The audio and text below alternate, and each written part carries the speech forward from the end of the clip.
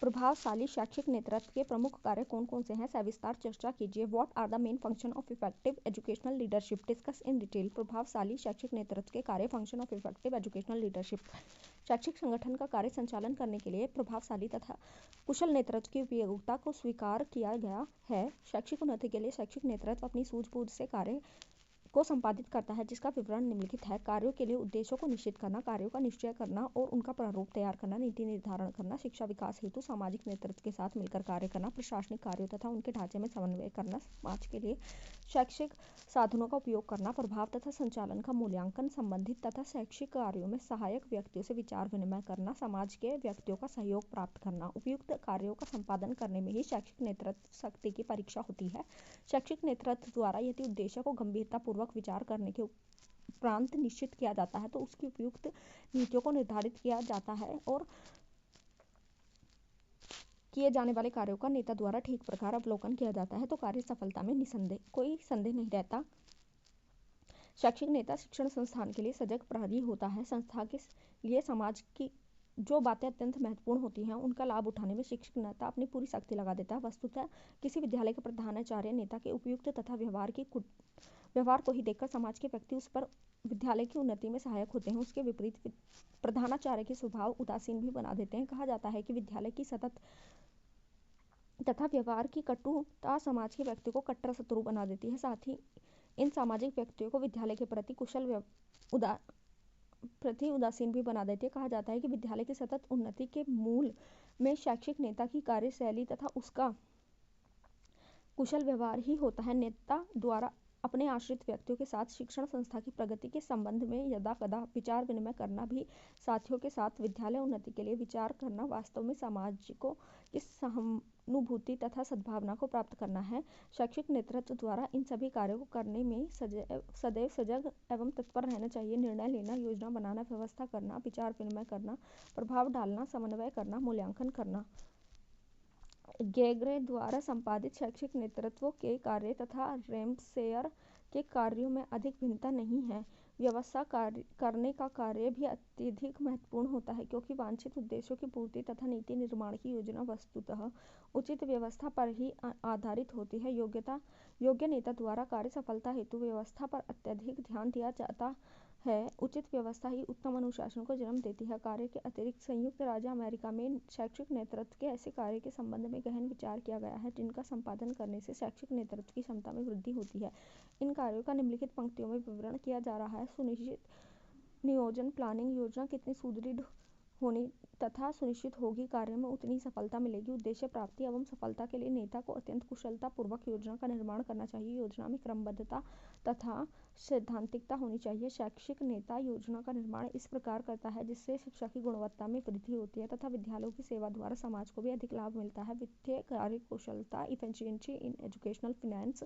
शैक्षिक नेतृत्व का कार्य वित्तीय समस्याओं को सुलझाने में भी होता है। नेता का भवन निर्माण, पुस्तकालय, क्रीड़ा, सांस्कृतिक कार्य आदि पर व्यय करने वाली धनराशि का स्पष्ट ज्ञान होना चाहिए। उसे बजट बनाने तथा भली भांति समझने में प्रवीण होना चाहिए। वास्तव में विद्यालय कोष को उचित रूप में व्यय करना नेता की कुशलता पर ही अवलंबित होता है। व्यय, वार्षिक आय व्यय, वित्तीय निरीक्षण के कार्य को भी ठीक प्रकार से समझना अत्यंत आवश्यक है। विकास कार्यों में निरंतरता, कॉन्टिन्यूअस इन डेवलपमेंट प्रोग्राम्स। वस्तुतः नेता को संपूर्ण राष्ट्र के शैक्षिक विकास, राष्ट्रीय नीति, स्थानीय सहायता स्रोत आदि का स्पष्ट ज्ञान होना चाहिए। शैक्षिक नेता के कार्यों को तभी प्रशंसा होती है जब वह विद्यालय की निरंतर उन्नति के लिए प्रयत्न करता है। विद्यालय को अधिक दिनों तक सुप्तावस्था में रखना किसी भी दिशा में प्रशंसनीय नहीं कहा जा सकता। स्थानीय व्यक्तियों की सहायता को प्राप्त करना, शैक्षिक योजनाओं के लिए विभिन्न स्रोतों से धन एकत्रित करना, शिक्षा अधिकारियों को विद्यालय के लाभार्थ आमंत्रित करना, नवीन अनुसंधान तथा नवीन शिक्षण पद्धतियों को अपनाना आदि ऐसे कार्य होते हैं जिनमें विद्यालय की निरंतर उन्नति होती है तथा शैक्षिक नेता की ख्याति में भी वृद्धि होती है। संस्थागत प्रशासन, इंस्टीट्यूशनल एडमिनिस्ट्रेशन। शैक्षिक नेता का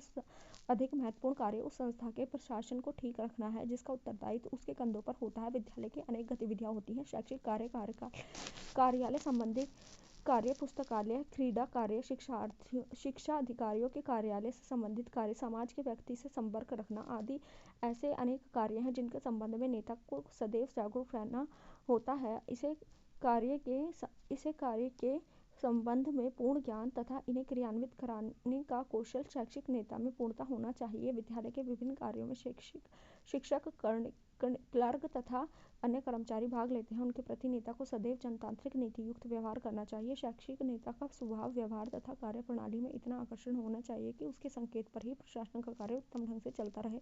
नेता के विरुद्ध संगठन या संस्था के कर्मचारी द्वारा सामूहिक रूप से विरोध प्रकट करना, नारेबाजी तथा अश्लील शब्दों का प्रयोग करके नेता की असफलता ही समझी जाती है। वाणी का माधुर्य पारस्परिक संबंधों के लिए आधार पर कार्य करता है। शिक्षक नेता को मीठे तथा सरल वचनों का प्रयोग करने के लिए अभ्यस्त होना चाहिए।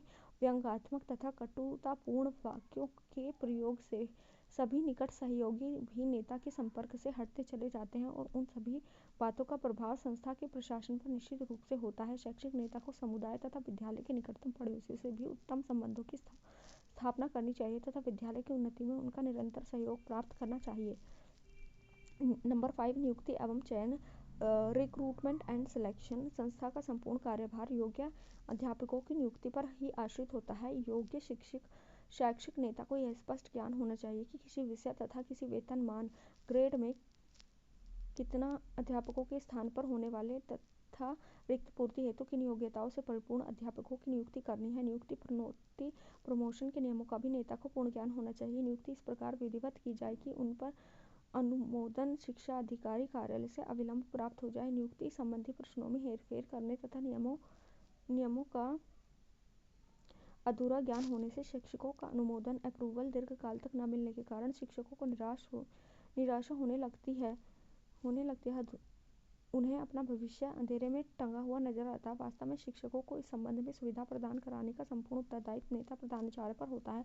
नियुक्ति के अतिरिक्त विद्यालय के समस्त कार्य का संपादन करने के लिए शैक्षिक नेता की दृष्टि तदनुकूल योग्यताओं वाले अध्यापकों पर रहनी चाहिए तथा उनके उचित कार्यों की प्रशंसा करनी चाहिए। सुयोग्य वक्ता, पाठ्येतर क्रियाओं में दक्ष, क्रीड़ा संबंधी कार्यों का आयोजन करने में प्रवीण तथा अनुशासनीय अध्यापकों को वही कार्य सौंपा जाना चाहिए जिनके लिए वे अध्यापक सर्वथा योग्य तथा क्षमतावान हैं। ऐसे कार्यों के संपादन ही इन अध्यापकों की क्षमताओं की पूर्ण अभिव्यक्ति हो सकती है। पूर्णतः उत्तरदायित्व संभालने वाला तथा प्रत्येक गतिविधि में अग्रणी रहने वाले अध्यापकों का नेता द्वारा कुशलतापूर्वक चयन किया जाना परम आवश्यक है। उचित चयन के लिए निष्पक्षता, उदारता तथा न्यायप्रियता की आवश्यकता है जो शैक्षिक नेता में पूर्ण रूप से होनी चाहिए। वास्तव में उपयुक्त नियुक्ति एवं चयन की प्रक्रिया ही अध्यापकों में संतोष, आत्मविश्वास, कार्य तल्लीनता, संस्था के प्रति आस्था आदि अनेक गुणों की वृद्धि करती है। शैक्षिक नेता को अपने आश्रित व्यक्तियों की निरंतर उन्नति करने में प्रसन्नता होनी चाहिए। इसके विपरीत योग्य अध्यापकों की कुशलता से भयभीत होना अथवा उनके अध्यापन कार्य के प्रति ईर्ष्या भाव रखना, प्रोफेशनल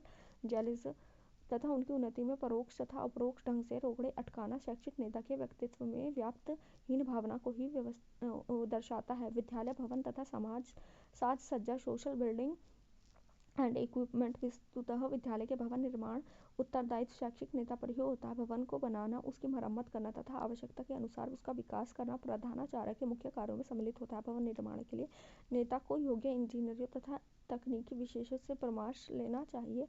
केवल भवन निर्माण करने में ही शैक्षिक नेता के कार्य की इतिश्री समाप्ति नहीं समझी जाती। विषयों के कमरे में पर्याप्त शिक्षण सामग्री इस प्रकार व्यवस्थित की जानी चाहिए जिससे आगंतुकों तथा अतिथियों द्वारा प्रशंसा प्राप्त हो सके। संपूर्ण संस्था की साज सज्जा पर भी प्रधानाचार्य को विशेष ध्यान देना चाहिए। भवन की साज सज्जा निरंतर बनाए रखना चाहिए। छात्रों के प्रवेश की योजना, planning for the student administration. संख्या की सामर्थ्यता अनुसार छात्रों को प्रवेश देने की योजना बनाना नेता का महत्वपूर्ण कार्य होता है। इसके लिए अध्यापकों की समिति का निर्माण करना, प्रवेश के लिए परीक्षा आदि की योजना बनाना तथा छात्रों को पुराने चारित्रिक तथा शैक्षिक प्रमाण पत्रों का ध्यानपूर्वक अवलोकन करना आदि प्रमुख कार्य समझे जाते हैं। कुछ अच्छे वक्ता, कुशल खिलाड़ी तथा पाठ्येतर क्रियाओं में अग्रणी छात्रों को प्रविष्ट करने में भी प्रधानाचार्य को सजग रहना आवश्यक है। प्रधानाचार्य से नेतृत्व संबंधी अपेक्षाओं से आप क्या समझते हैं? नेक्स्ट में करेंगे इसको, ये क्वेश्चन।